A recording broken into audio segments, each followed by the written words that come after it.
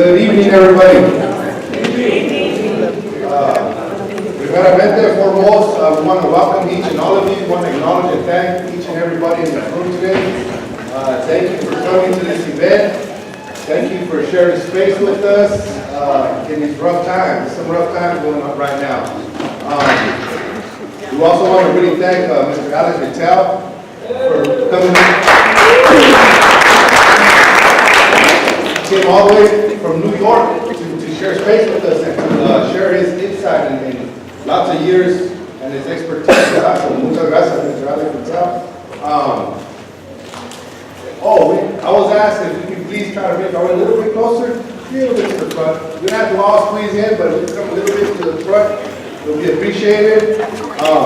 Also, we have our Tia Lauren over in the back who just walked in, actually ordered his book for us, but they didn't get here in time.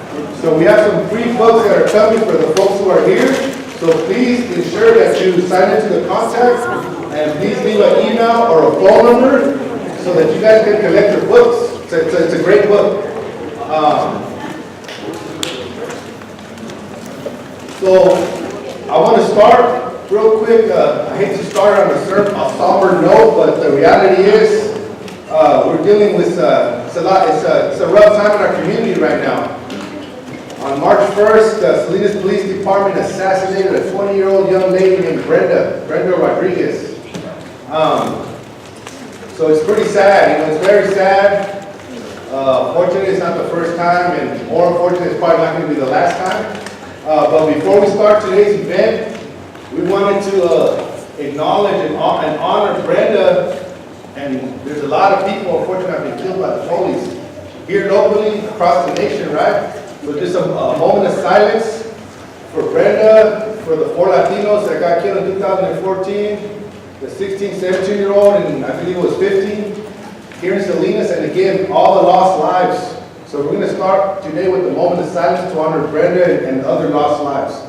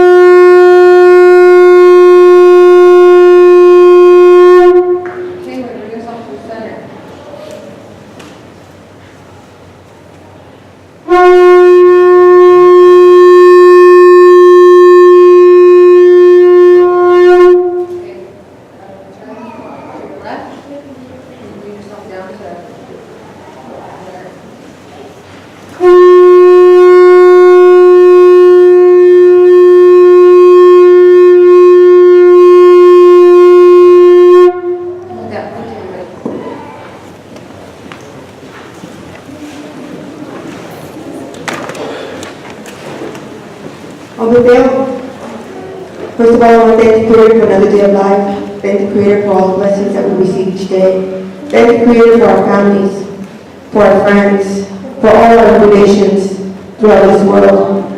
Ask the Creator to bless each and every one of you. Ask the Creator to bless those who have passed away, all the moms and dads that are mourning, all the sisters and brothers who have left us, and all the nations that are suffering because of violence. We ask the Creator to watch over all of us and to give us peace in our hearts and our minds and our spirits so that we may continue to battle in peace and in harmony, so that we may continue this path, so that we may wake up another day and teach our children on the day. Lastly, before we pass the mic to Senora Rocha over here, we met the mom. We met Brenda's mom. So she knows the activity, the movement that's going on. We're not just doing this just because we want to. We have her blessings to make all the noise that we can, she said. We also helped her set up a GoFundMe on her own account on Facebook. And lastly, there's a donation box over here at the altar. If anybody would like to donate before the event's over, it will be highly appreciated. It will all go directly to her mom. And there's also the Venmo, which is written down right there, correct? So if anybody has anything to spare, it's highly appreciated, just to help. She's getting transferred to Mexico. Her mom wants to bury her in her native land, so that costs us a lot of money. There's funeral services that they're super expensive. There's also a baby in the picture, the 6-week-old baby. So we're thinking the baby, the future, her life, so whatever we can do to help will be highly appreciated. Thank you.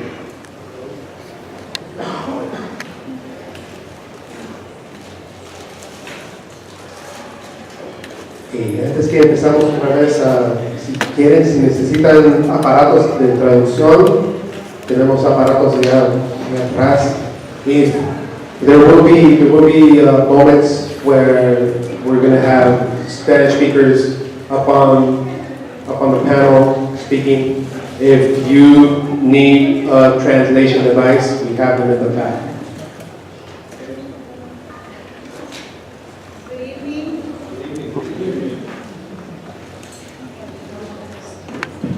Good evening, buenas tardes. My name is Ermelinda Rocha Tavera, and I'm the Ethnic Studies, Social Justice, Chicano Studies, Ethnic Studies Professor at Hartnell College.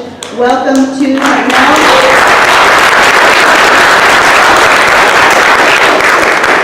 It's an honor for us to host this individual who has written a wonderful piece and who you'll be learning more about this evening.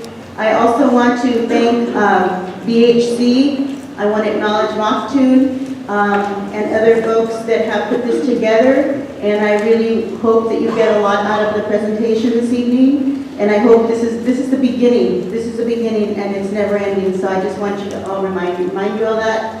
And for my students that are here tonight, make sure that you take good notes. Alex Vitale is Professor of Sociology and Coordinator of the Policing and Social Justice Project at Brooklyn College and a visiting professor at London South Bank University. He has spent the last 25 years writing about policing, consults both police departments and human rights organizations internationally. He also serves on the New York State Advisory Committee of the U.S. Commission on Civil Rights. Professor Vitale is the author of City and Disorder, How the Quality of Life campaign transformed New York politics and the end of policing. His academic writings on policing have appeared in Policing and Society, Police Practice and Research, Mobilization, Contemporary Sociology. He is also a frequent essayist whose writings have appeared in the New York Times, New York Daily News, The Nation, Vice News, Jacobin, and the USA Today. It is our honor to host Alex Vitale.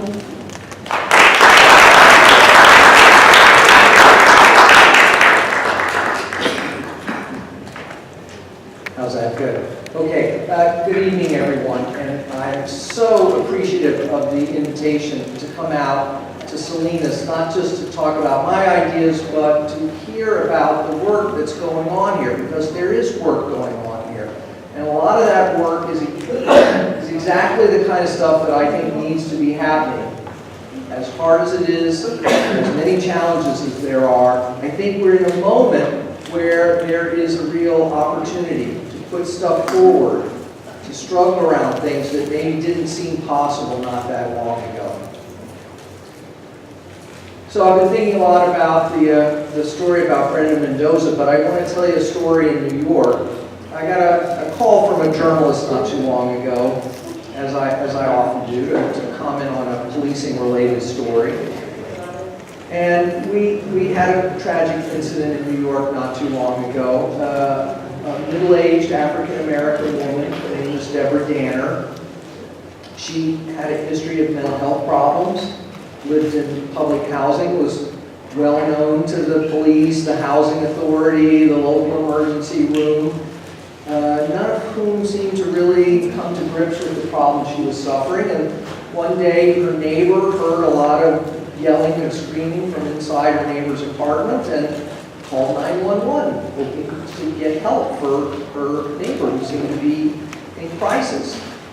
But the help that she got was primarily a police response who forced their way into her apartment, forced their way into her bedroom, and she did not want to go with them. She had a pair of scissors. They talked to her some. She put the scissors down, and she thought they were going to go away and leave her alone. And they're like, no, now you have to come with us. She didn't want to go with them. So the EMT on the scene says that she didn't do anything. The police say she reached for a baseball bat. The sergeant in charge shoots her to death in her own bedroom, despite the fact that he had a taser, despite the fact that he had had special training, so-called special training around these issues. So the reporter's calling me because our progressive city council in New York is going to hold hearings about this issue. And the focus of the hearing is whether or not the police are getting enough of this special training. Is it the right training? Is it being rolled out quickly enough? So I start to think about CIT training and the Memphis model and all these very technical regimes that have been used to try to address this problem. And I stopped myself and I said to her, you know, I'm not really interested in trying to fine-tune the police response to these calls. I'm interested in ending the response. The fact is that between 1.25% of all people killed by police are having a mental health crisis at the time they're killed. And while the police manage the vast majority of these calls without horrible outcomes, they offer very little of value in these encounters. They don't have access to services, and any special training that they get runs counter to all the other training and experience they have. Police cannot be simultaneously social workers, clinical workers, and armed law enforcement officers. It's a myth to think that we can resolve these problems by just giving the police another layer of training. This is not going to solve the problem. The similar dynamic with Brenda Mendoza. Here's a person who had a history of involvement with city and county services. She had a history of substance abuse. She had a history of mental health problems. She had been involved right up until the end with Child Protective Services, with youth welfare services, and none of these agencies did anything to really help her. In fact, her child was removed from her custody just prior to the incident, which probably was a factor in the crisis that she experienced that prompted the police response. And there's disagreements about whether or not she was armed, but in many of the cases where people are killed, they are armed. That does not make the outcome okay. Yes, maybe there's some legal defense for the officers involved, but why were they there in the first place?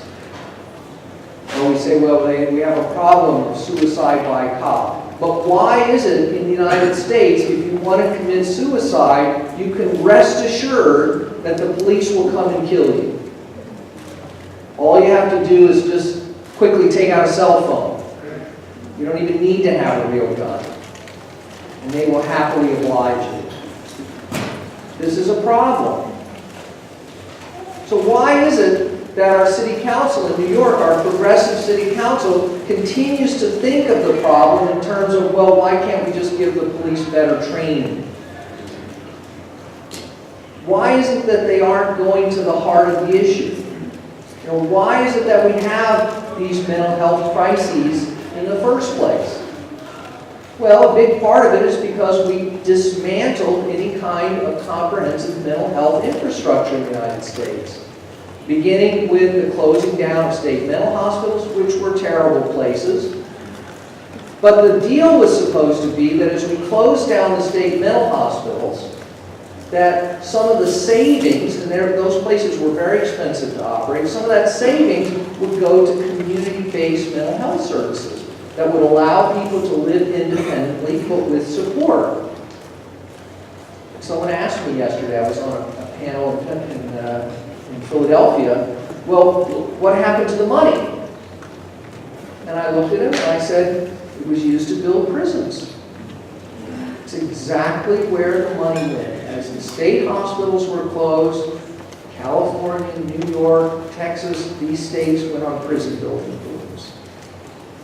See, we pull the rug out from people, they fall down. And what do? We blame them for falling down. We criminalize them. We talk about them as morally suspect and incapable, and no one tries to give them a hand to stand back up. Nobody says, well, why did you fall? They're like, falling is really bothering everyone. Quit falling or we're going to put you in jail. This is the problem that we're caught up in. It's a problem of austerity, and that's really at the root of why city councils in places like New York and everywhere play along with this game, which is that they don't want to fund the services that would be needed to lift people up. It's really important to them, in fact, that they label problematic, disruptive, harmful behavior as the result of individual or group moral failure that will only respond to punitive interventions, coercive interventions. Because the alternative would be to acknowledge that this is the result of market failures. The collapse of wages, the unaffordability of housing, the evisceration of health services, of government safety net programs.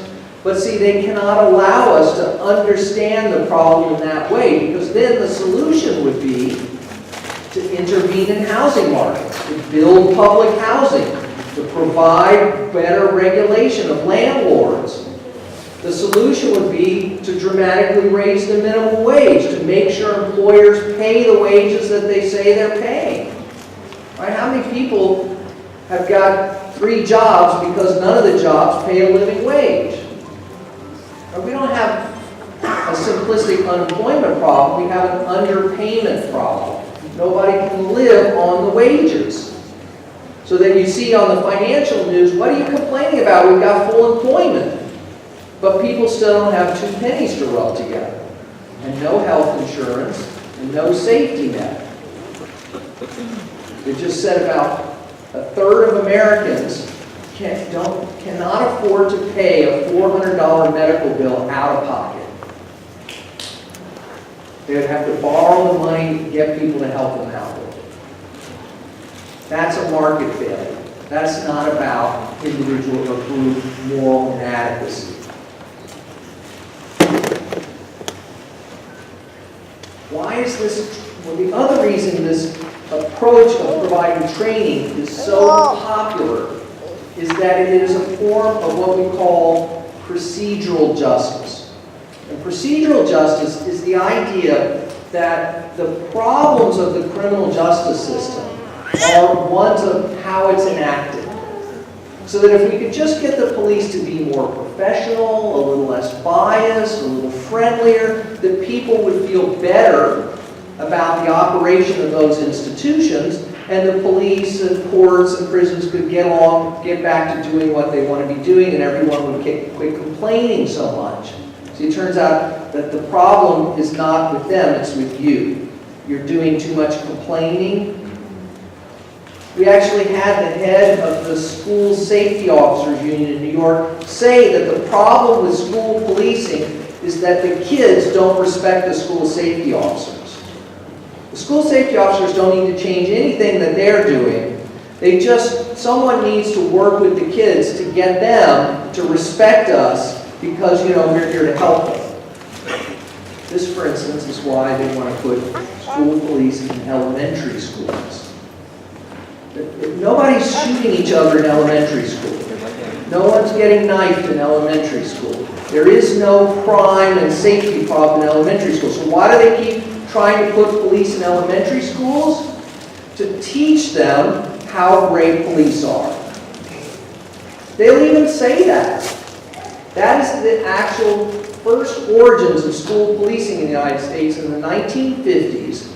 Was during a period where there was a breakdown of youth support of the police, and they said the solution to that is not to put police in the high schools where the kids were beefing and fighting with the police because they're too far gone then.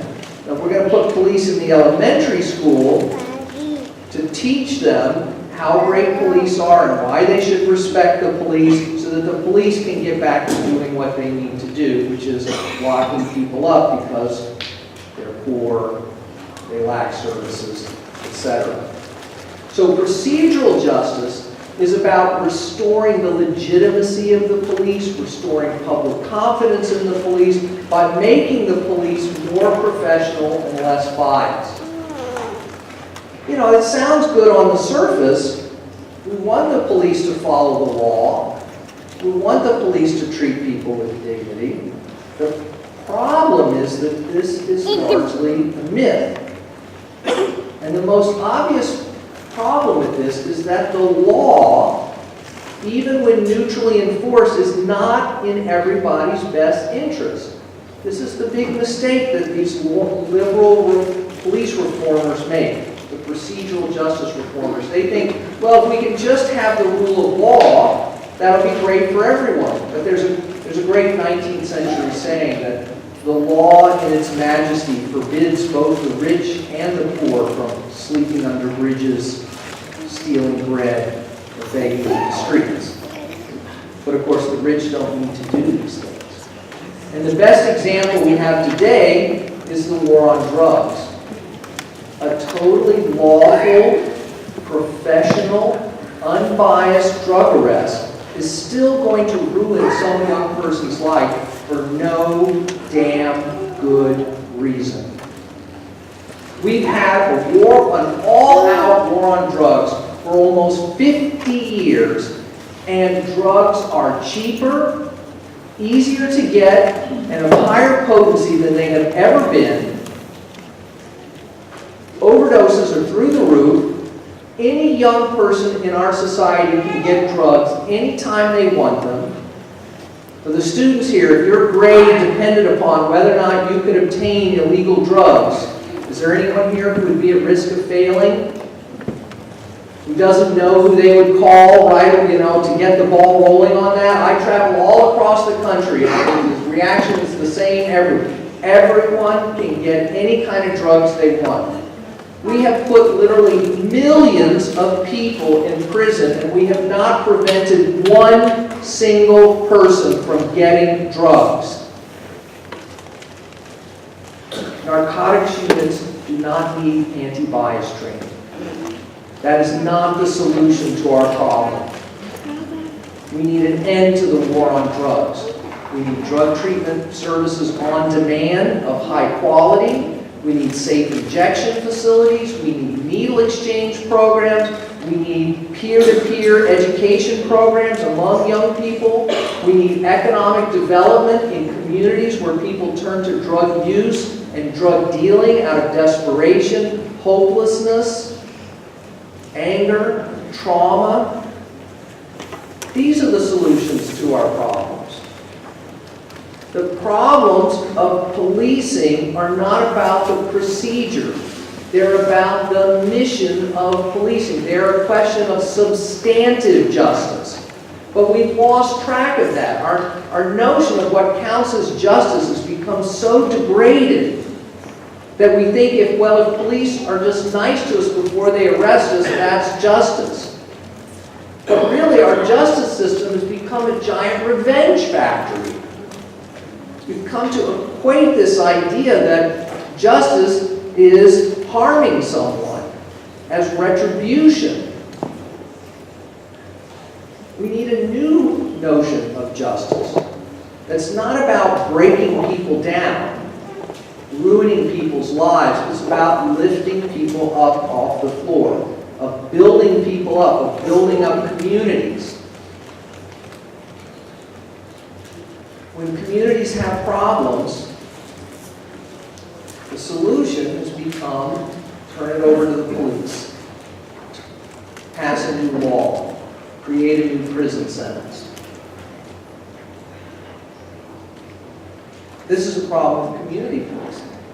Who could be against community policing? We want the police to understand us, to know who the good people are in the community. The police here in Salinas just won the James Q. Wilson Community Policing Award. If anyone knows who James Q. Wilson is, he's the inventor of the broken windows theory, which has led to the mass criminalization of young people of color across this country, of homeless folks, folks with substance abuse problems, mental health problems. See, the problem with community policing is, first of all, what is the community in community policing? It's the people that the police want to work with. It's the people who show up at the police department to have a meeting with the police. There are no young people in those meetings. There are no undocumented people in those meetings. There are no people who've had substance abuse problems, who've been involved with the criminal justice system, who are having a beef with their landlord. That's not the community that the community policing unit is interested in. But also, there's a bigger problem, because the whole idea of community policing is to get the community to bring all their problems to the police to work out a solution together.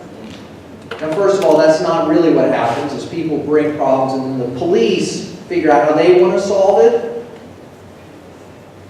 But what tools do the police have to solve our community problems? Do they have affordable housing?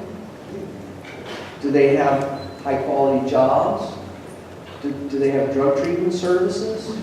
Do they have mental health services? No. They got guns and handcuffs and ticket books and threats and coercion. Those are not the tools that we need to solve the problems that communities are facing. We need supportive housing. We need drug treatment on demand. We need community-based anti-violence initiatives. We need restorative justice programs in our schools. Those are the kinds of solutions that are going to make communities stronger, that are going to build people up. But every time we hear, well, there's no money for that. But there is money to expand the jail. There is money to put more police in the schools. Right? There's always money for that. So part of what I say to folks is, as much as I'm interested in police accountability, the work that I'm doing is really about political accountability. It's about saying to our legislators, our city council members, our mayors, why can't we have these things? Why can't we have drug treatment on demand? It's not because we don't think it works. We know it works. We've got a lot of good programs out there, a lot of examples. I have hundreds of them in the book of community-based strategies to make communities stronger that don't rely on mass incarceration and police harassment as the primary tool. But time after time, people who are supposed to be our friends in these positions of power tell us we can't have these things. And it's time that we stand up to them and say, we're not going to keep voting for you just because you came out on the picket line with us one time and then went back into the city council chamber and voted to hire more police. Because that's the way they want to run it. Right? Because the people who give them money, the power brokers, that's how they want to solve community problems, is with more police, more penalties, more incarceration. And all that does is reproduce the kinds of profound economic and racial inequalities that got us into this mess in the first place. And that's another big part of the problem, is that people who are supposed to be our friends, the liberals, the good guys, they don't want to talk about race. Or they want to do it in the most degraded kind of way. One of their favorites, and you've got it here, is implicit bias training for police. This is the idea that, people have these unconscious racial stereotypes that motivate their behavior in all these unintended ways. This is the result of laboratory testing and pushing little buttons, It's, I think, very suspect research. There's a lot of criticism of it, but even if it's true, yes, it is certainly true that people have these biases. But to say that this is the nature of the problem of policing is highly problematic. First of all, we've got a lot of explicit racism in policing. Just look, when we look for racism in policing, we find it.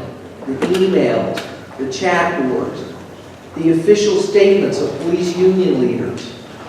There's plenty of explicit racism to be found there that has nothing to do with some activity in the lizard brain part of your mind. But also, whether it's implicit or explicit, it assumes that the problems of race and policing are about individual discretionary decision-making by officers. That if only that officer had been more aware of their racial bias, maybe they would not have shot that particular unarmed person. And I think that's part of the problem, is that too much of our focus on the problems of policing has been about these horrible one-off incidents. And then we try to take that incident apart and reverse engineer a solution from that one horrible incident. But the problems of policing are not just about the 1,000 killings a year, most of which are what we call lawful but awful. Avoidable, tragic, unnecessary, but not technically illegal, or of disputed illegality, in part because our legal system is incredibly permissive about police use of violence. Because that's the nature of policing. They use violence. That's what distinguishes them from every other part of government. But the problems of race and policing are not about individual level discretionary decision making, because it's not about these relatively small number of horrible incidents. They're about millions of totally unnecessary and counterproductive interactions between police and the public every year. The police make over 10 million low-level misdemeanor arrests every year, 1.5 million of them drug possession cases that serve no good positive function. They're about the criminalization of the most marginal members, the most isolated, poorest, most in need of assistant members and of our communities. Yes, some of these people produce real problems for the communities. It's not that these communities don't have problems and that there aren't problematic individuals, but once again, the solution is framed as more punishment, more coercion, more traumatizing people, and the community gets nothing positive out of that. They don't get any new services. They don't get any of their underlying problems really addressed. What they get is more of their young people people cycle through the criminal justice system. So implicit bias training is totally ineffective. There's no research to support its effectiveness in changing police behavior because how could it? Because the mission of policing is what determines what the police do, not some hidden little stereotypes in the back of their mind. When our political leaders tell the police to wage a war on crime, a war on drugs, a war on gangs, a war on terror, a war on disorder, they cannot be friendly, they cannot do real community policing, and they cannot do it in an unbiased fashion. Because the racism is built into the mission. When certain communities are told the only tools they can have to solve their community problems are more police, more arrests, more prosecutions, that reproduces racial inequality.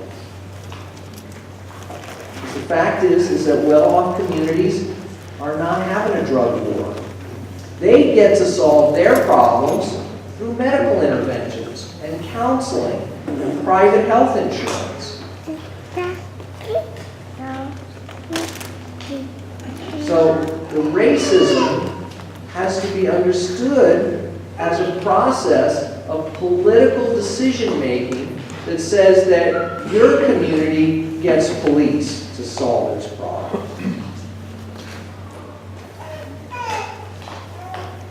And we have to say no to that.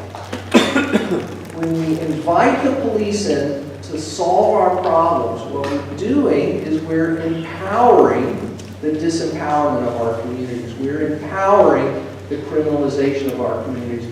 We're empowering a logic that says that the problems in the community are about moral failure, not about systemic failure of the state.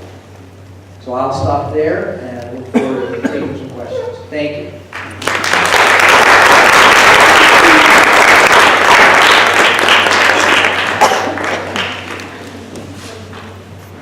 At this time, we'll be taking questions for Alex Vitale. So when you came in, you were given 3x5 cards. If you have any questions that you'd like to ask him, we'll take them in the first 10 minutes right now.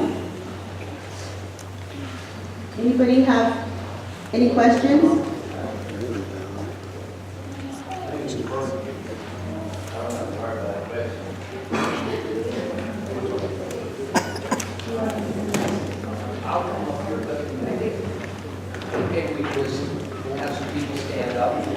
You got a question? Who's got a question? Yeah. I see. Okay, so yeah, let's start here. Yeah, you got a question? Yeah, my question is, what are the top two questions you would ask the police as far as being to get this act right? Whether it's police and or elected officials. Well, see, that's the thing, right? The police did not create the war on drugs, and they're not going to end it for us. Right? So the questions that I want to ask legislators are, why can't we have drug treatment on demand? Why can't we have a robust community-based anti-violence system? You know, the questions depend on what you think the problems are, where you are. So maybe the problem isn't a drug problem where you are. Maybe it's a problem of a lack of youth activities, you know, positive, you know, summer jobs, after-school activities, sports programs. You know, you got to know what the problems are in your community. You got to have a community conversation about what you want as real solutions to those problems.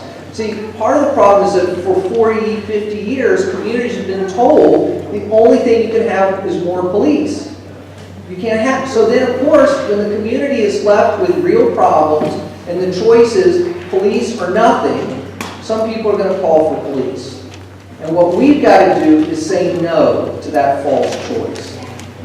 We've got to start asking for the things we really want. I can't tell you what that is. You've got to figure that out for yourselves based on what the dynamics are where you are. There was a... Yes, in the back. Yeah. What are your solutions? And when I say solutions, I mean like next steps on, you know, the routes we should take, and how sure are you about these solutions as opposed to the ones that are already in place that still leave our people first? Well, so that's a very general kind of question. So what I do in the book is, after some introductory chapters, I got 8 chapters about specific things police do. Police in schools, police response to homelessness, police response to youth violence, border policing, drugs policing. And I show the history of that form of policing and how counterproductive it is. And then I talk about what the alternative might be. So it depends on what we're talking about in terms of what the solution is. Are we talking about youth violence? Are we talking about drugs? Are we talking about untreated mental health problems? Solutions as next steps. Well, again, so the first step is quit asking the police to solve your problems. That's a big first step. And then the next step is figure out what the problems are in your community and work together to articulate what you really think would help. And I can't dictate to that to you. All I can do is say, we got lots of examples that you can look at. So let's take the drug thing, for instance. We're making some progress around decriminalizing and legalizing marijuana. But in Portugal, in Europe, they have decriminalized all drugs. Guess what? Civilization has not collapsed. It's okay. Actually, the outcomes look really good. Fewer overdoses, fewer transmissions of HIV and hepatitis C, no increase in usage. And I think they need to go further. They need to look at legalization. We need prescription heroin, things like that. Because all the overdoses are because people don't know what they're taking. People don't overdose when they know what they're taking. They're overdosing from the fentanyl that's mixed in. Sometimes it's all fentanyl. They think they're getting heroin, and then they overdose. So, legalize drugs, partnered with drug treatment on demand. We don't have drug treatment on demand anywhere in the United States for poor people, but we got policing on demand everywhere. Other questions? Yes, this young lady right here. It's on. I was wondering, do you think that people are kind of scared to vote against the police because they're scared and they're frightened if they might do something to them if they vote against them? Well, fortunately, we have anonymous voting, so the police don't know how an individual person votes. But you bring up an important issue, which is that the police unions exert a lot of influence. You've got 2 different ones here. You've got the deputy sheriffs and you've got the police, because you have the city and the county. And you've also got the state corrections officers union. And they're all invested in this toxic politics, this thin blue line mindset that says that all the problems in the community are because of individual and group moral failure and can only be solved through more coercion, which they are uniquely suited to provide at ever higher salaries. And what I think we need to do is we need to say to elected officials that we're not voting for anyone who takes their money. And there are movements across the country to do this. In Austin recently, the community blocked the police contract at the city council because it had too many perks, too many ways to escape discipline, and they said no. Any city council member who votes to approve that contract, we're going to vote them out of office. And that's what we need. Who's taking that police money? Quit voting for them. Because when they take that money, they're embracing the opposite of everything that you need. You waited very patiently, I guess. Well, it's kind of already getting asked and answered, but just to keep building on the question around what are the steps, and also the question around the fear is, okay, so 1, it's stop looking to the police as our solution. Clear. 2, and we have all the right people in the room right now to be looking at what are the actual problems that our community is facing and what are the real solutions.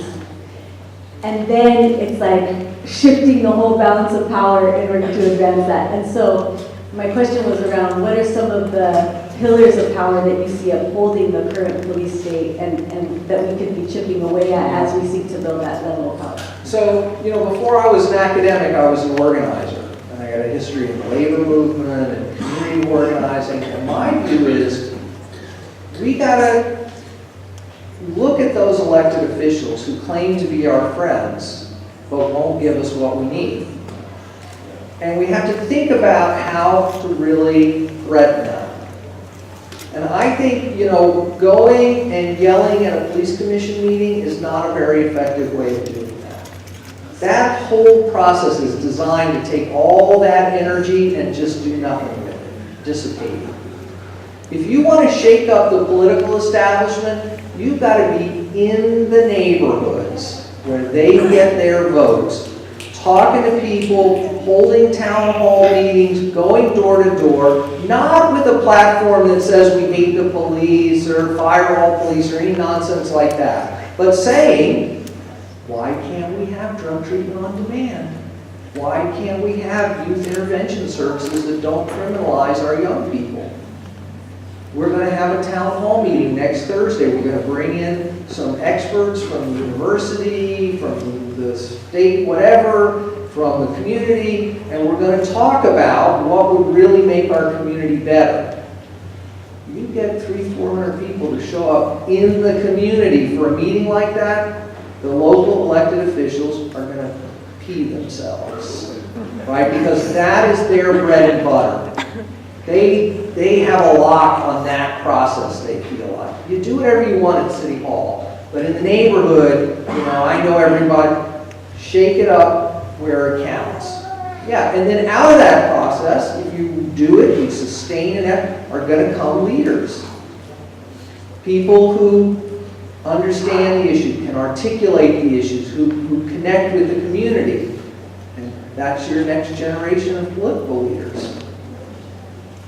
Not some hotshot who's great at raising money and got the right college education and looks good in a bow tie. It's got to be somebody who comes up through struggle. And for too long, the choices of political leaders we've had don't involve anyone whose background is in real struggles in the community. They've got these elitist kind of credentials, they made a lot of money, or they went to the right schools, or they made the right deals, but not as street fighters. We need more street fighters.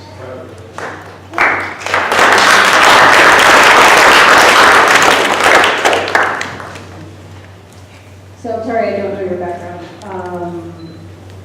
but you're really focusing on the political aspect of changing the system.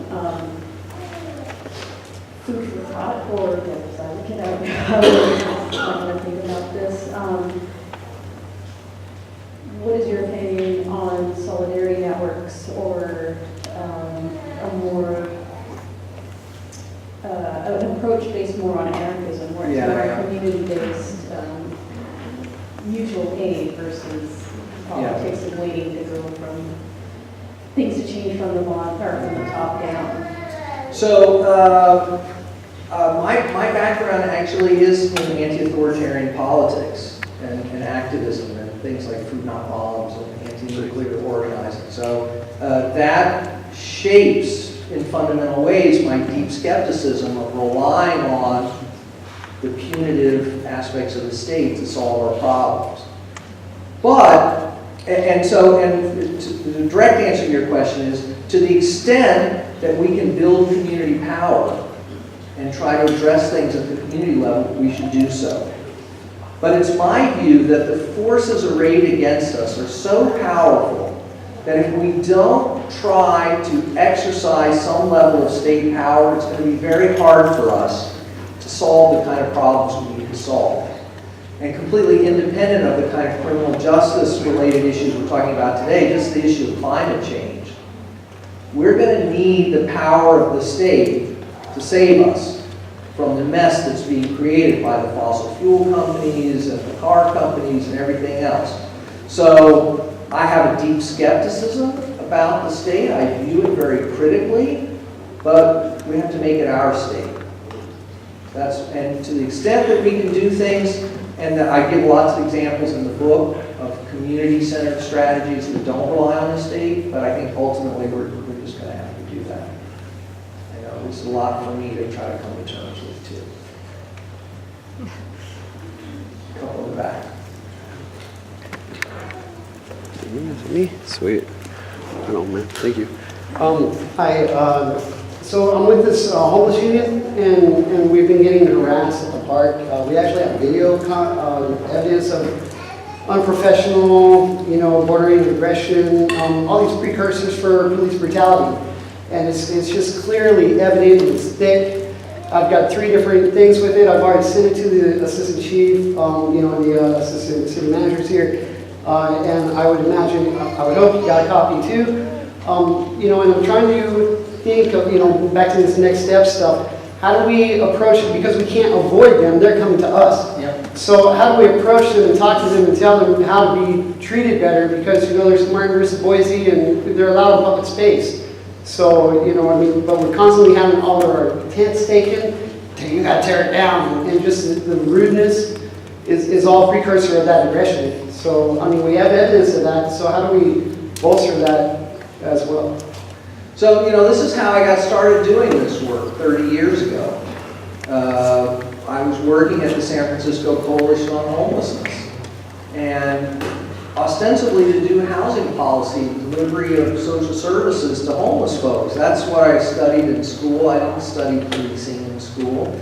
And what was happening was, this is the late 80s, early 90s, is that all the folks we were working with were being criminalized, harassed, and this was what turned out to be the beginning of broken windows policing and the turning of the homelessness problem into a policing problem.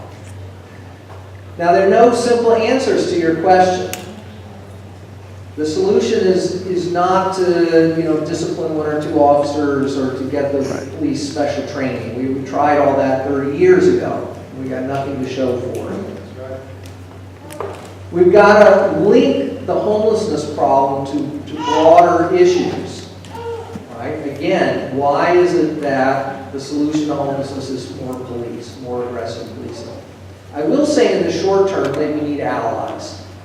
And I don't know who you're in touch with for support. There's the Western Regional Advocacy Project that's got great people working with them. There are the potential of some legal supports, ACLU, I think you're part of ACLU Northern California technically here. I don't think they've had a very good presence here in Salinas. They got a lot of resources. They're awash in everybody hates Trump money. And so they can be pressured, I think, to take seriously what's going on. Right, and the California Rural Legal Assistance has actually been very helpful in that respect. Okay, good. But you got to find ways to make common cause with folks so that we see that these struggles are connected to create the kind of solidarity networks that you were alluding to before. I think that's essential because we see that this is about overall politics. It's not just about, they hate these kids and they hate those homeless people and they hate those people with drug problems. No, it's that every solution is police. The solution to every problem is policing. And that's the kind of thing that binds us together in this. I wish I had a more concrete answer for you. We have 2 more questions, this gentleman and his pre-written question. Right. We're going to continue with the program. Good evening, Alex, and thank you for being here. My pleasure. I am the Assistant City Manager for Salinas. I was born in this community. I live in this community, many friends in this community, so I'm not here to take any position.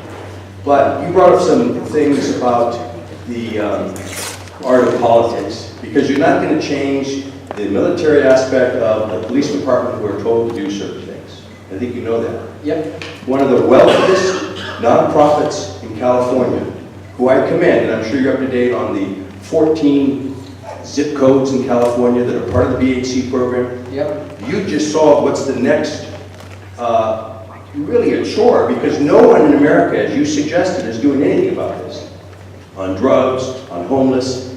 See, sir, MILPA, everybody, we have a solution, but BHC needs to put resources. And yes, I think frankly, you're dealing with county and state and federal officials. Your local politicians can stop hiring cops, but you need to find the solution at the state level, as you mentioned.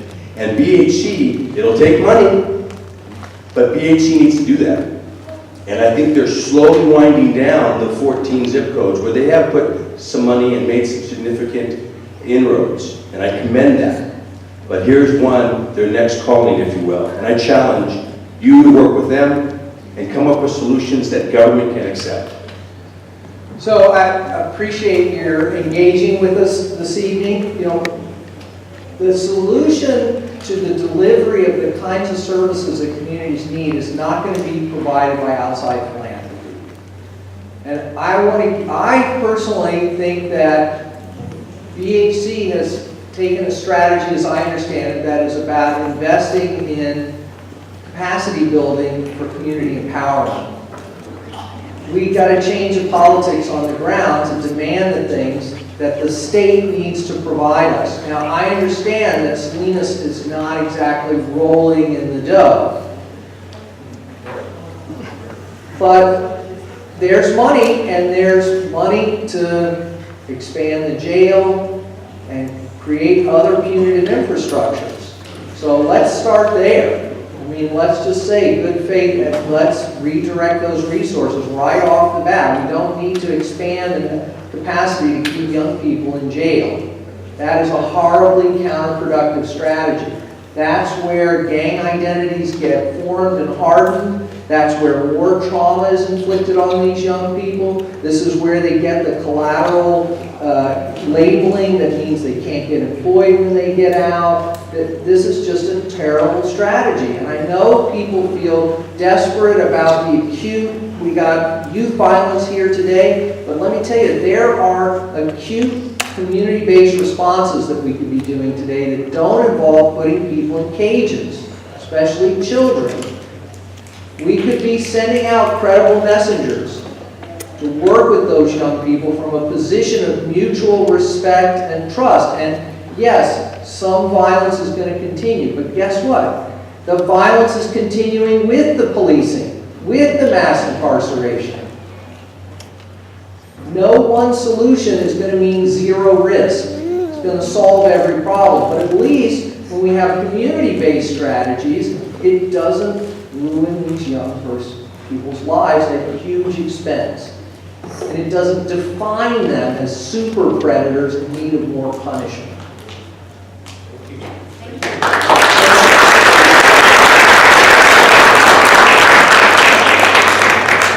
Next, I need to introduce Cesar Lara, who was raised here locally in the Central Coast of Monterey County. We have a panelist set up next for you all to ask them questions afterwards. So please write those questions on the 3x5 cards. If you need a card, you can raise your hand and we'll be happy to get you a card so we can be ready for the next set. Cesar is the policy director for Building Healthy Communities here in East Salinas. He's also, prior to this, he's also been involved in Communities for New California and the current director of the Central Coast Citizenship Project in East Salinas. And then prior to this, he's been involved in labor councils, United Farm Workers, etc., La Unión del Pueblo Entero, and other committees in the state. So Cesar will be taking this next section, which is the panelist of our community members. Thank you so much. As I ask the panel to go on stage, really appreciate Jim Pia's comments. And I want to talk a little bit about building healthy communities. So building healthy communities, as Jim said, it's 14 different sites across California. 14 different sites across California. One of those 14 sites is East Salinas. And one of the opportunities that we've had with the California government, and I really want to thank our program officer, Lauren, here in the audience, is that they've invested money in this community with community residents. At the end of this funding, whenever that happens, we were here before, and we're going to be here after. And with the opportunity that we have here is we don't have all the solutions. You know, Alex, talked about that there is no magic one solution, but what we're trying to do is build a movement and build a strategy to really tackle this. As we, in a lot of communities, have invested too much downstream. Downstream meaning policing, prisons. We haven't invested enough upstream. Those are counselors, those are social workers, but those are also tackling key community issues. Because at the root of it, what the California government believes is that your zip code should not dictate your life expectancy. And because of that, we want to change things. It isn't just around more mental health services for those that have been formerly incarcerated or on-the-job training, which we have advocated for. We're also trying to tackle systematic community issues. I want to ask our Building Healthy Community staff to please stand up. And they're the front line and trying to create the change that we're trying to do. If it's around land use issues in the city of Salinas, because we have a lack of open space. We have an issue around affordable housing. It is ridiculous to have low-paid workers. 65% of all jobs in Monterey County are in hospitality and ag. The average salary of a farm worker is $28,000 a year. Can they afford to live here with the rents that are structured that way? Don't we need rent control? Don't we need just cause eviction? Exactly. We need to fight for solutions. In education, Alma, Laura have been working to change the way education is done in Monterey County, especially in our Alisal School District and MCOE, and different causes around LCAP, which is local control funding formula. Did I get that right? I was getting on. But it's the way that communities do their budgets. And we need to make sure that instead of investing in incarceration, we need to invest in prevention. We're getting there, but we need everybody's help here. We're also youth organizing. Gabby on our staff is in the front line. Has anybody been part of Ciclovia in the past? Awesome events. Gabby and those others. Andrea Manso is our racial equity program manager, and also Jack of all trades. She's holding together some of the other systematic work that we're doing around racial equity. Because as we talk about really policy decisions to tackle all these complex issues, we also need to step up and talk about the race issue, the class issue. And so we're doing government for racial equity, healing and inform the government for racial equity, which is a way to redo the way communities do their business. Because it is ridiculous that a majority of the city budget goes to police, about 50%, about there. And 7.2% goes to libraries, park and rec. Is that a proper way of doing budgeting in a community that really needs investment on top? We need more open spaces and more rec programs and more libraries. Maybe you do that enough and prevent needing more police downstream. So I have a great group of experts up here, because at the end, they're in the front line. The first speaker, if I look at my notes, is, I always forget, is Untitled Chapter. He's a professor of Chicano Studies at San Jose State University, and he's also a professor here at Hartnell College, and he's a board of trustee for the high school district here in the city of Salinas. We also have Rosalind Green.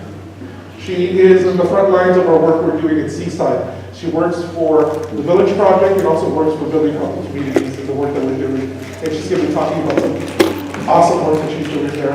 We also have María Carmen Lara. Ella va a hablar un poquito del trabajo que ella anda haciendo con los padres en la comunidad para cambiar el modo que escuelas usan su dinero. Va a hablar de qué importante es tener padres en ese trabajo. And then we're also going to have Israel Villa from MILPA. He's going to be talking about the frontline work that he's doing. So I'm going to ask Professor Tanner to please come up here, and he'll be our first speaker. He doesn't want to get up, and I'm trying to get him to the mic up here. He can get up there. He's got a mic. He just wants to show off his cane. Elias is one of the most important people. He's our timekeeper. So I would be. Every speaker is going to have 5 minutes, but the professor is going to talk from the spot instead of up here on my how I told him to. He's going to be talking about the work that he's been doing out in the community. I was going to ask a question. Thank you. Use the microphone. Because you know what? I had somebody else in mind. I had somebody else. Can you hear me now? I had somebody else in mind that was pushing to be sitting up there, and I didn't win. We need towards your mouth. So, but that's okay, because I don't lose. I learn from the experience, right? I was going to ask a question of up here in the front, whether or not anybody from the city would bother to come. You know, given the content of today's meeting. And I see Mr. Pia back there. I've known you for a long time, huh? A long time. I think when you were an aide, a park and rec aide on the north side somewhere, and I was on the east side doing about a while. So we've kind of known each other for a while. You know, I kind of turned my little talk into a lesson. So I would like, hopefully you got in the back, I put together some real basic information for you all. And one that, you know, I've been on the school board for now 18 years. I didn't think it was going to be on how long I've been on as long as my kids have been around. And about 8 years ago, give or take, I think around 2008, when we were having economic issues in the country, we had a superintendent at the time. And there was an issue regarding expulsions of our students, because we were expelling large numbers of students through the high school district here in Salinas. And it was a lot of it was due to a sheet of paper that was in their expulsion paperwork that said gang affiliation. And so every time you look at this paper, you would see somebody you knew, you know, by the characteristics that were involved in that paper. And as a result of that, we were expelling a hell of a lot of kids that didn't need to be expelled, only because you were friends of, or cousins of, or sisters of, or brothers of. 3 minutes? I got 3 minutes still? Okay. And we were able to, I see Margaret Bonetti saying, because Margaret was on the board then, we were going through some issues, you know, and trying to get that paper pulled with the help of the ACLU at the time. And the superintendent, during the time we were going through this discussion, the superintendent told me, said, well, Phil, remember, because he grew up in East Salinas, his parents owned a business in the east side, on Marcus Street, near the corner of Market and Sanborn, and he told me, Phil, and plus he was an Okie, and he goes, Phil, remember, Salinas is one big labor camp, and that's the way you all are treated. And I always knew that there was something there all the time as I was growing up here in town.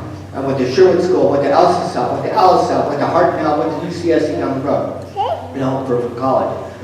And so what I did was, you know, I'm thinking about this, and I'm thinking about institutional bias and institutional racism, because that's what it is. And it's not only institutional bias and institutional racism within the individuals who work within the institutions, it's our own people too that believe those lies. Okay? Now, you look at it, you know, institutional racism, take a look at this, it's kind of interesting.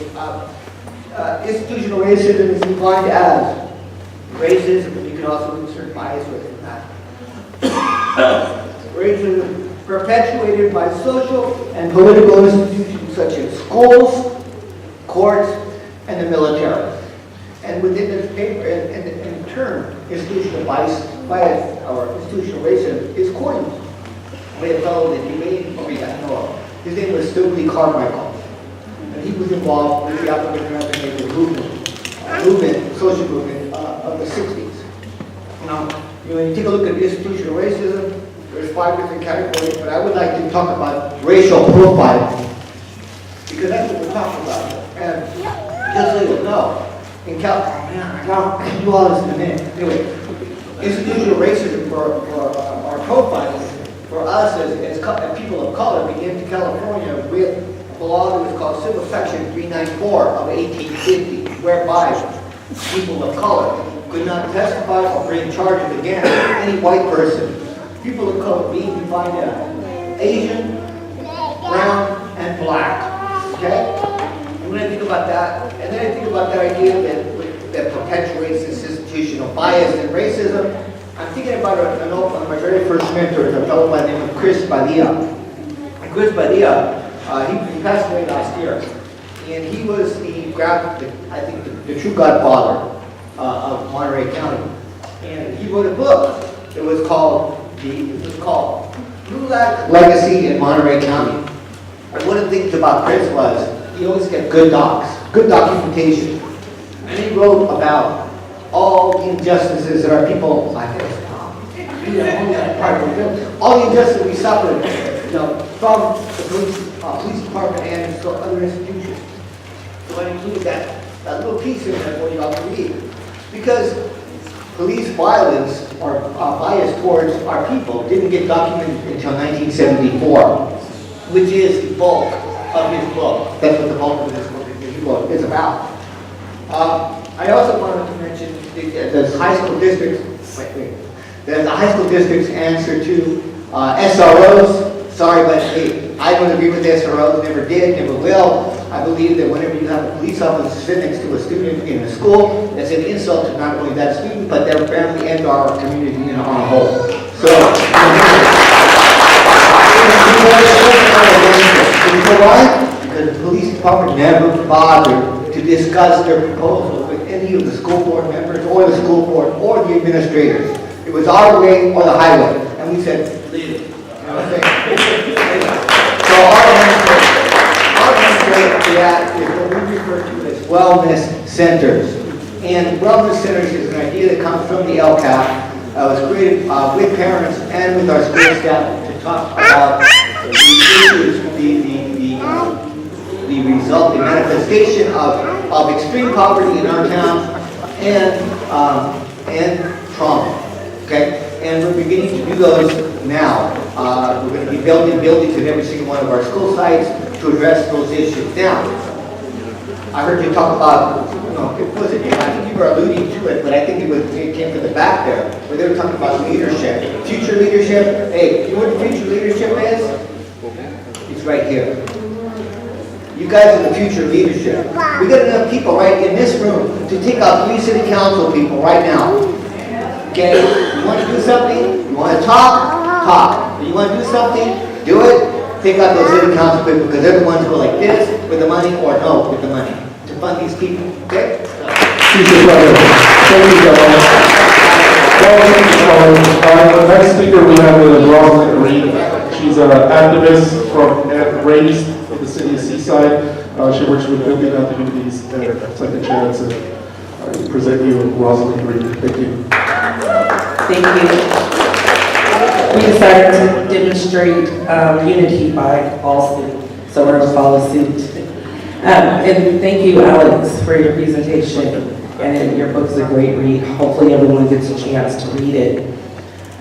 So I am, as Caesar introduced me, a native of Seaside. I was born on the former forward.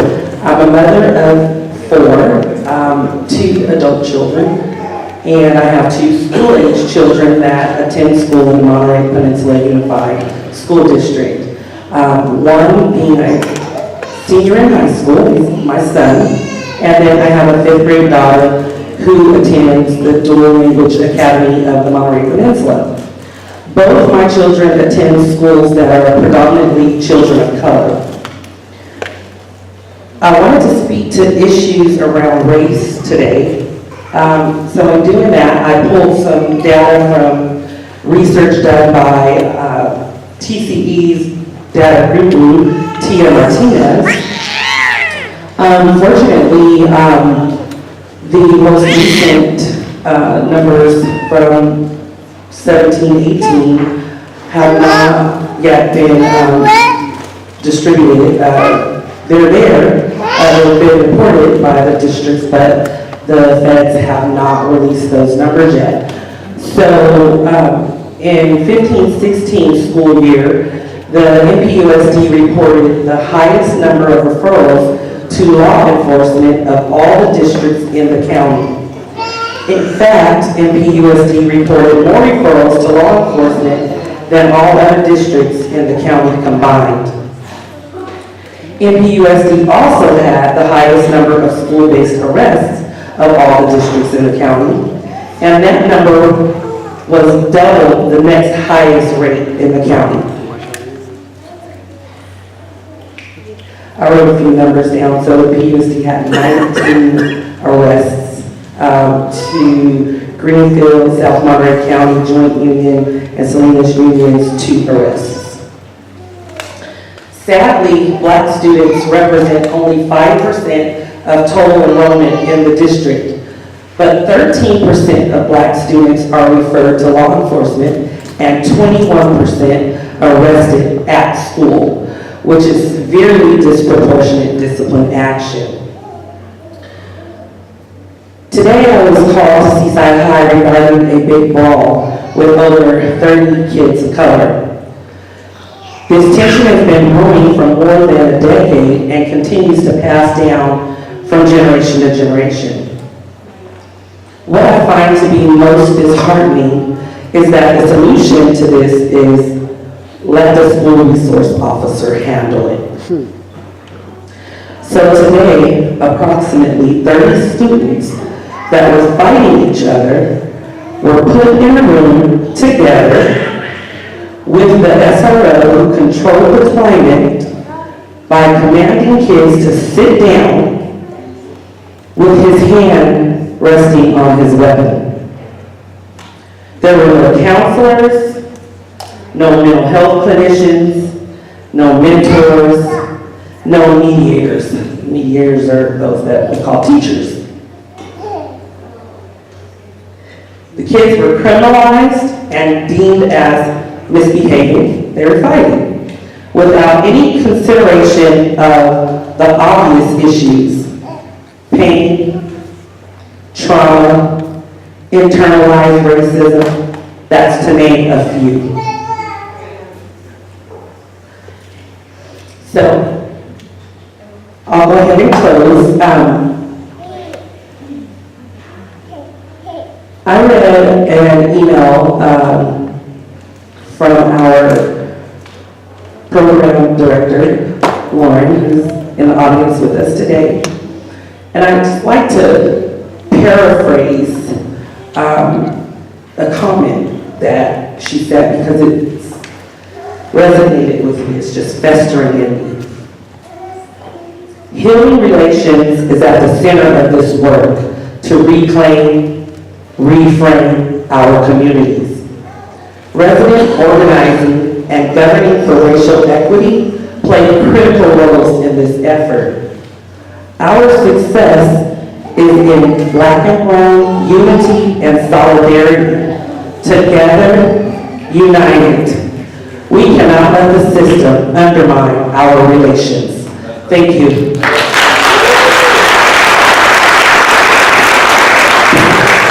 Thank you, Roger, for those words and remind us that the work still continues. The next person that I had the opportunity to introduce you to is Maria Parra. She is a staff member for Planting Meetings, this great initiative that's trying to basically get preschool for all, and try to do some work there. And she's also very active and a leader within Padres Unidos, which is part of our organizing tactic at the Alsa School District. So, Maria Parra, Yes, thank you.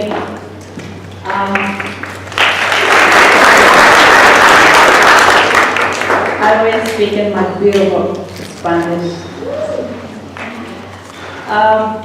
Recuerdo que en el 2016-2017 nunca me imaginaba que iba a ser parte de una movilización de no hay celos en las escuelas de mis hijos.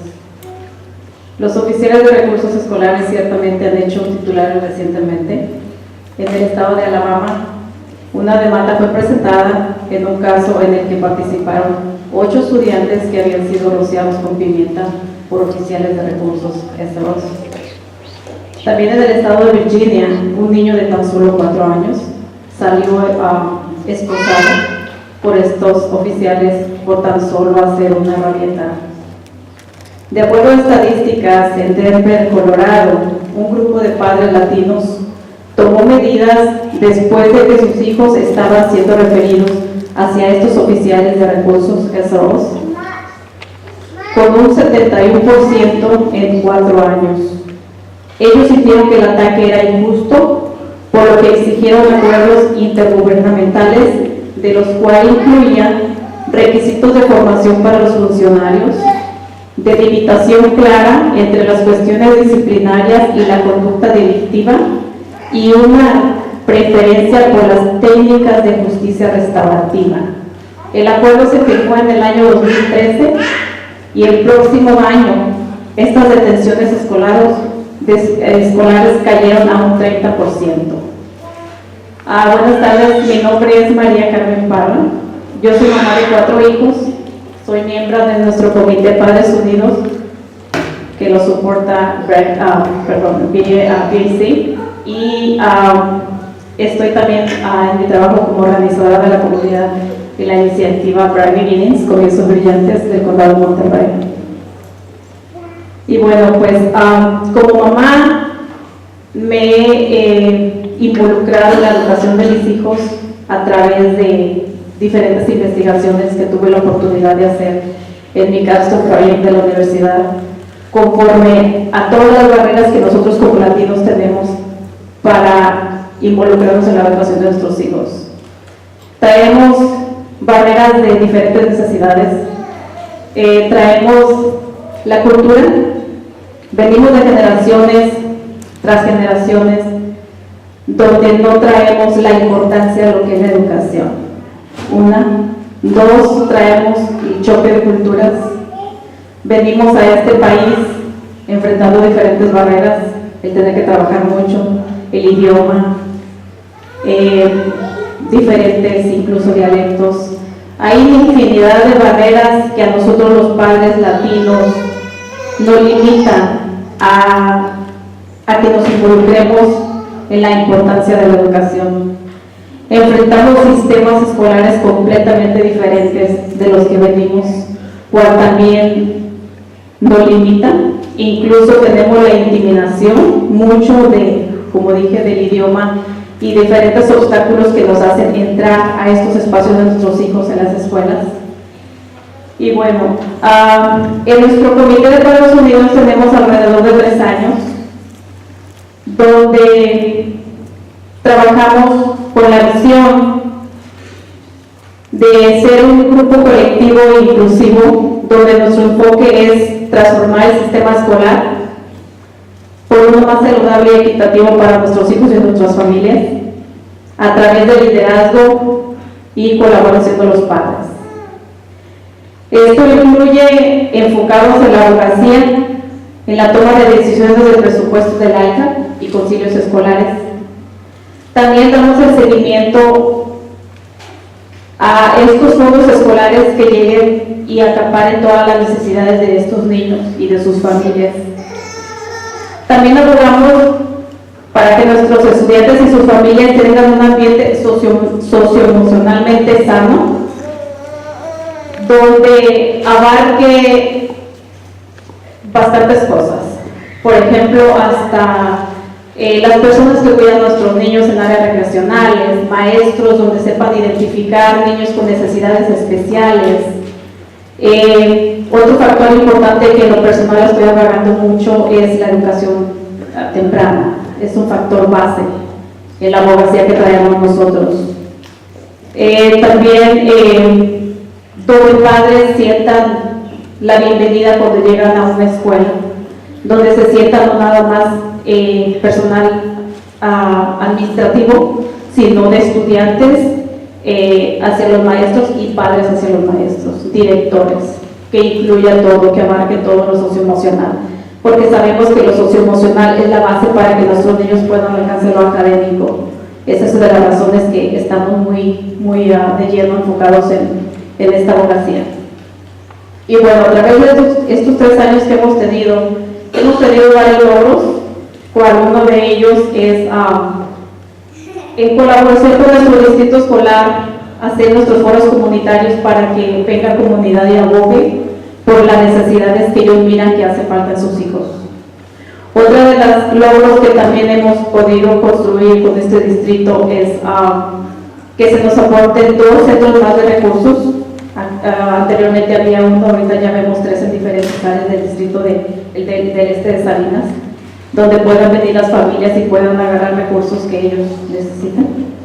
También hemos tenido el éxito, el orgullo de poder decir que hemos conseguido 12 consejeros en nuestras escuelas.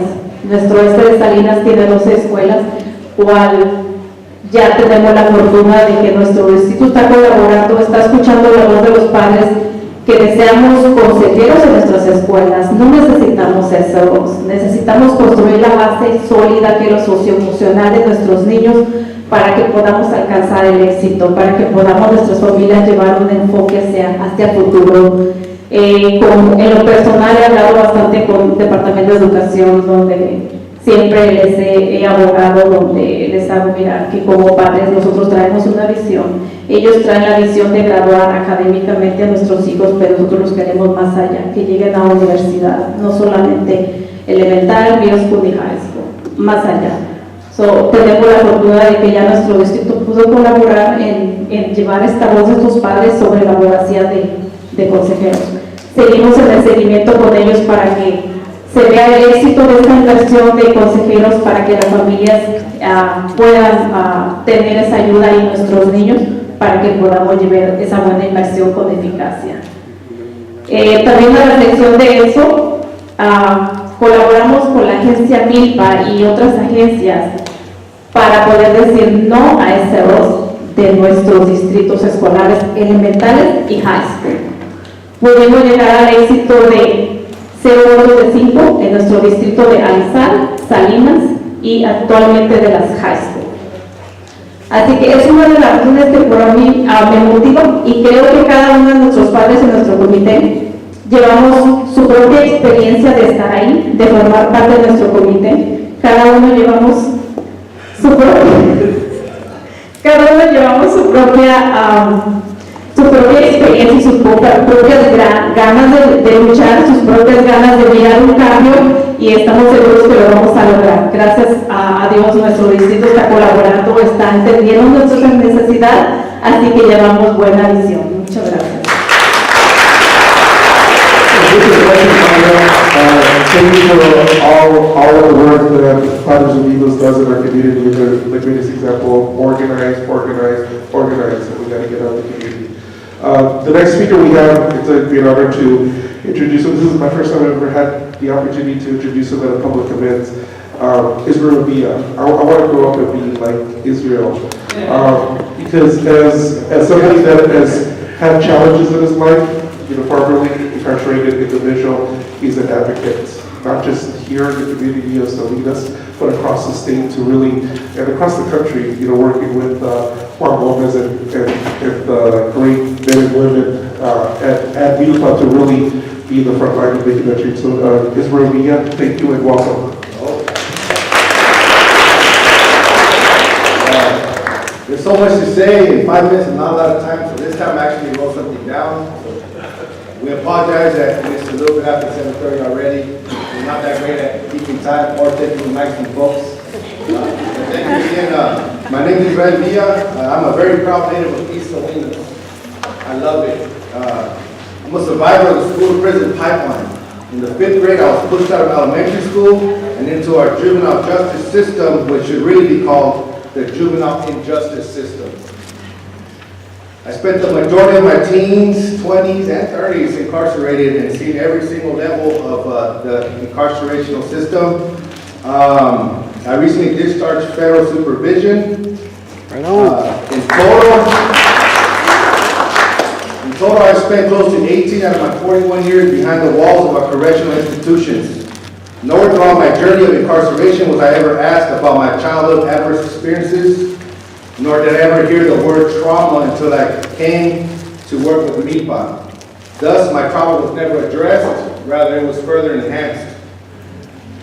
I say this to share that punitive, oppressive approaches, grounded in whiteness, superiority, and punishment do not work. We cannot incarcerate ourselves out of our societal and systematic issues. My healing has come within our cultural círculos and indigenous ceremonies.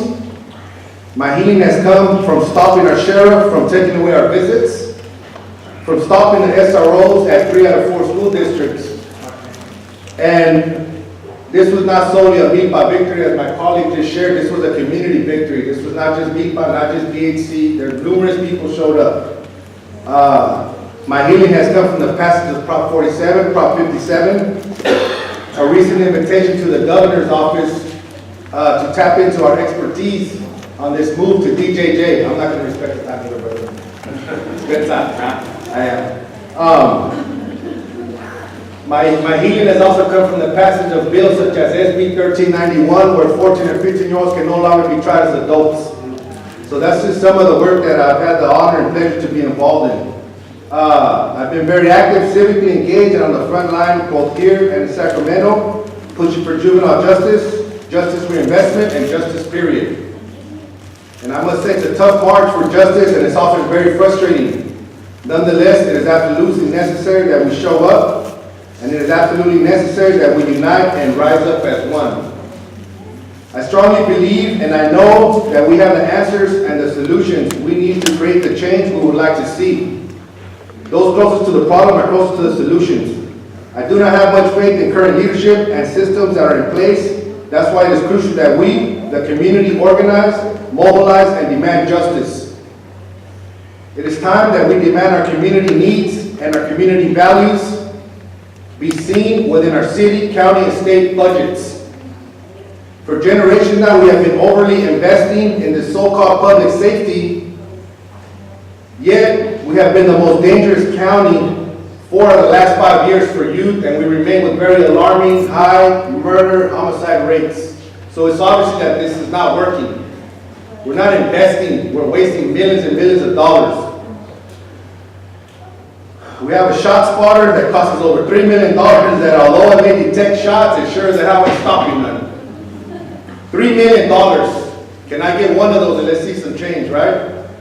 It is evident where our leadership's values are and the direction that they would like to continue. And I'm referring specifically to the brand new police department, and that thing looks like it's going to be big.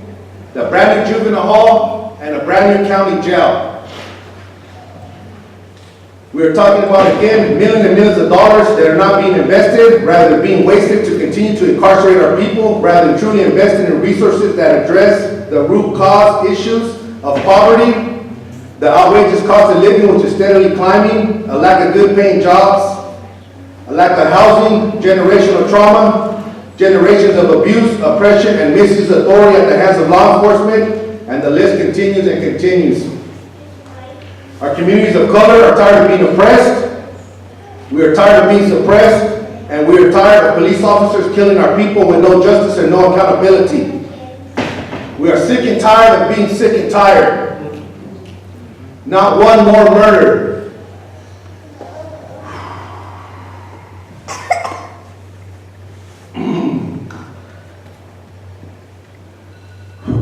Brenda, we are sorry that these systems failed you. We are sorry that you were assassinated by the Salinas Police Department. And we promise to righteously address and bring legislative fix to ensure that there is justice and accountability. Si se puede. Si se puede. That's all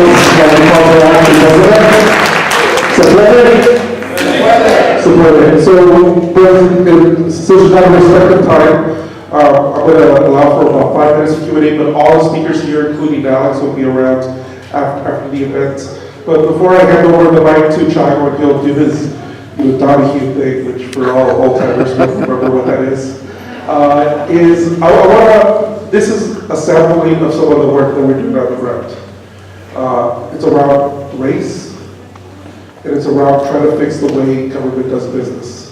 Healing informed racial equity, for all of you that want to know more about it, especially some of the trustees and everybody around. Andrea is the expert along with the beach staff because we're trying our best. And we're trying to really change the way that we're doing. But I wanted to highlight 3 of our guiding principles, our North Stars, before I hand it over to the questions. And we have these 3 stars. First, North Star is building power and voice for healthy and inclusive democracy. That together we are building the necessary infrastructure to support a base of residents with voice, power, and shared strength to organize, build, and advocate for priorities that set and ensure a thriving community. The second is thriving pathways for youth.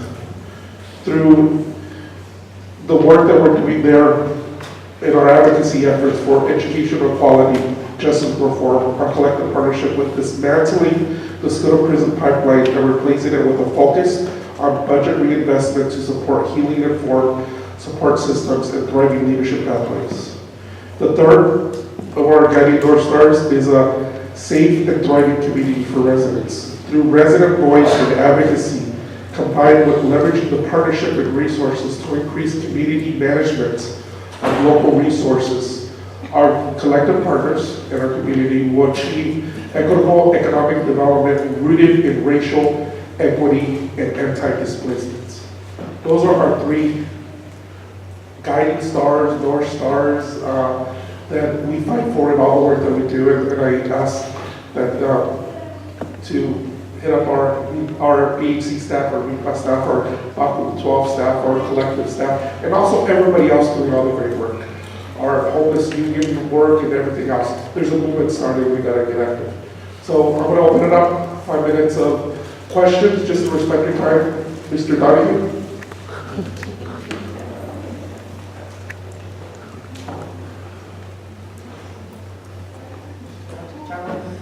Mark Benetti. I would like Israel to speak a little bit about the two opposing bills right now regarding law enforcement in the state of California. One is an SB, one is an AB, one is offered by our local senator, and the other one is by an assembly member out of Los Angeles that has been a real activist for people of color.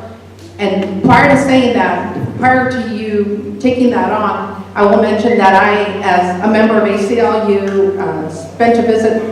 There was a protest going on here. I was down over at the senator's office, Ana Caballero, on this particular issue because she's authoring one of those bills, which is the one that's being that is brought to her by the police officers union. Now, I am in favor of the Los Angeles Dr. Weber's bill, but I would like to say also, I think it's important for everybody to know about these two bills, but I also think it's important for this audience to know as well that your voice needs to be heard. You know, BHC and other groups need to go and they need to let their local officials know how they feel and how, you know, we have one of our representatives here, Robert Rivas, and I believe he's co-signing, Ana Caballeros is a co-signer on Ana Caballeros, which is the pro-law enforcement. I think he needs to hear from you. So, I think it's very important for groups to get together and let Robert know, aside from here. And so anyway, the question is, can you give information on those two? I know a little bit about it, and I can share some public education about it, correct? And then shout out to Mr. Rivas for coming. Thank you very much, sir. So, although we do also question him signing on to that, me personally, I see this gentleman in a very different light as Senora Caballero, right?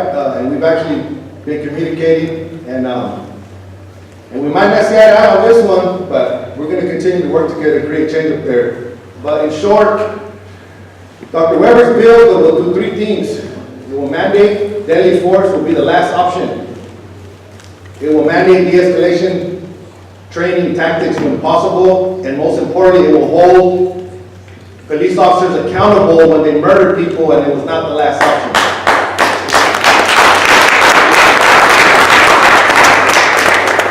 Senator Caballero's bill, who we voted for to represent our district, she, as you mentioned, received a bill written by the law enforcement unions and lobbyists, and she's their champion. And it's a watered-down version that we see right through. All it does is really asking for training, as we heard Mr. Alex Vitale here. Thank you very much, Alex, for sharing everything that we've been saying. It's great when we have the national expert to confirm what we know. But that bill is solely about training When last year, when we were pushing a similar bill, and during the compromise, it's always compromise up there. During the compromise, they received $25 million for such trainings last year. So again, Caballero's bill is a watered down version and a bill that we're going to kill. And Weber's bill is the first time that I've seen some true leadership who are finally standing up for our communities of color, who are finally standing up for black, brown people, and poor white folks. When we're saying enough is enough, that's doable, that's it, man. You know, for generations now, these law enforcement, I mean, do we know the origins of law enforcement? They were born during the slavery plantation era to go chase the runaway slaves. That's the origins of policing, if you did not know. But I believe I answered your question, man. Thank you very much. And shame on that, on Mrs. Caballero, man. We're definitely, if you don't know us on Facebook, hit me up. You'll see me blasting her on my personal social media sites. We ain't scared at all.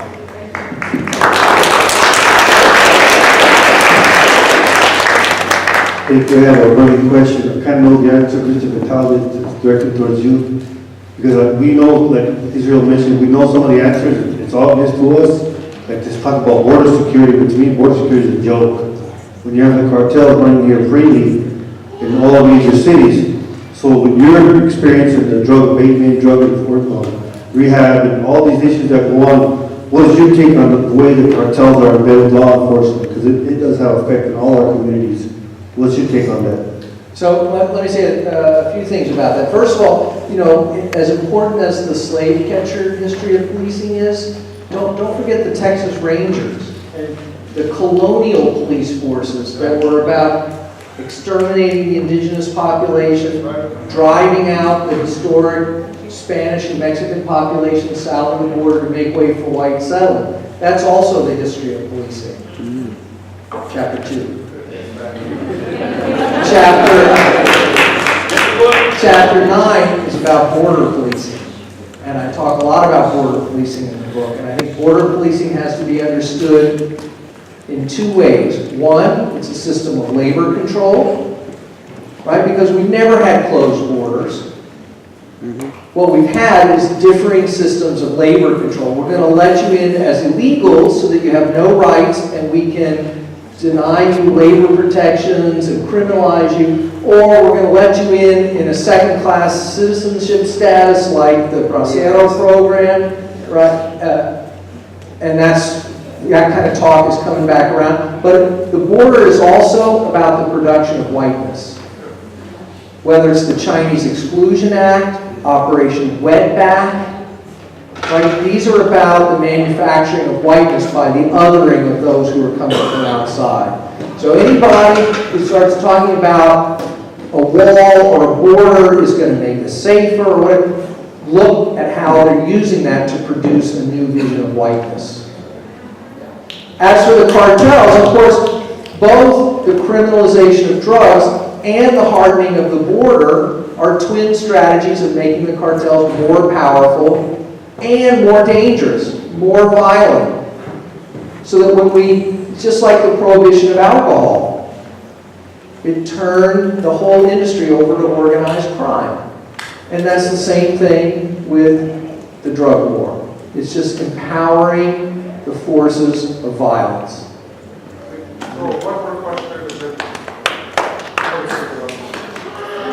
So I have a question for Israel or anyone else who would like to comment, but I just want to know, why do you think either both the city or the county have not yet addressed the conversation or commented on the murder of Brenda Mendoza?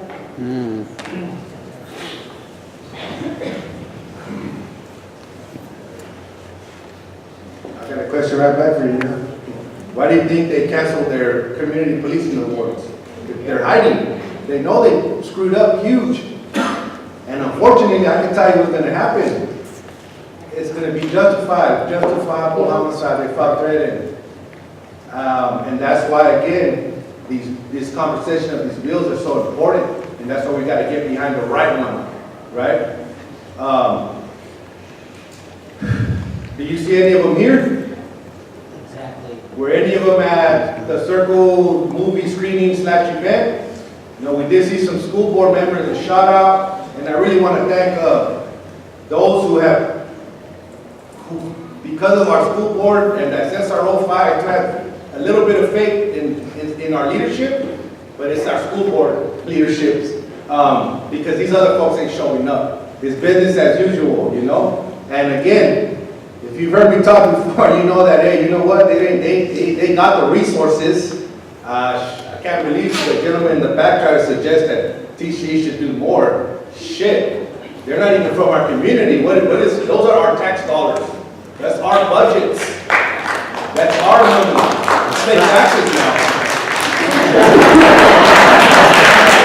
I can claim that, hey, I even can vote now, you know, I'm like a full-blown constituent, that's our money, we gotta come for it, we gotta unite. We gotta be mad. The money, the resources, shit, stop giving all these millions of dollars to the police, give us a freaking million, and watch what we can do to our community with 1 million. In just a simple form of freaking jobs for the youth. Housing. Let's take some of these schools away and let's build some housing. But the powers that be are the powers that be. So again, it's up to us to handle our business. It's up to us to be civically engaged, to recruit more people, to register to vote, and to take over that city council. That's the solution. The county, from there, you're going to try to get me up inside the first formerly incarcerated assembly member or something, who knows?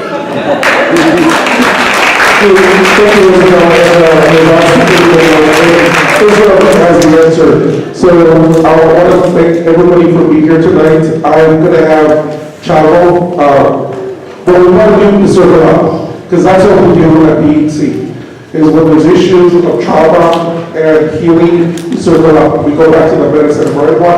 We go back to the medicine.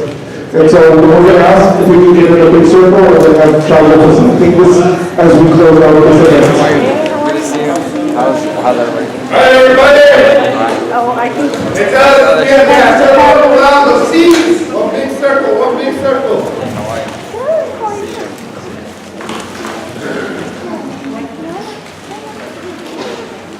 And I ask you all to connect with your neighbor, grab a hand or an arm, or maybe an arm, yeah. Arm it up, lean up.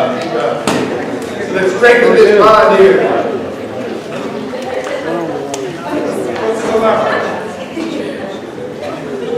All right, so as we're like filling in the gaps, go ahead and fill in the gaps. Yeah, let's do this. Who here is ready to stand up for this community? All right. Who here is ready to put an end, to do the work, to put an end to this system of policing? All right. Now, who here is ready to march on March 19th? Yeah. Let me hear it again. Yeah. Hear it again. Yeah. Love, dignity, and respect. Con amor, dignidad y respeto.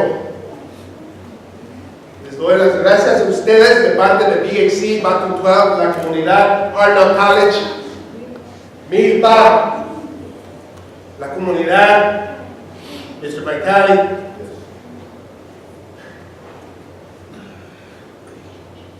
For Brenda. For Brenda. All right.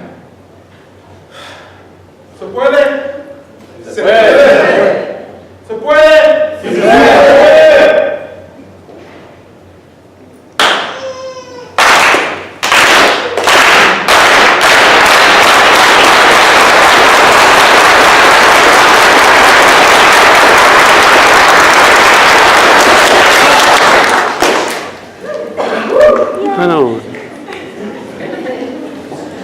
Gracias a todos. Again, there's flyers back there for the march.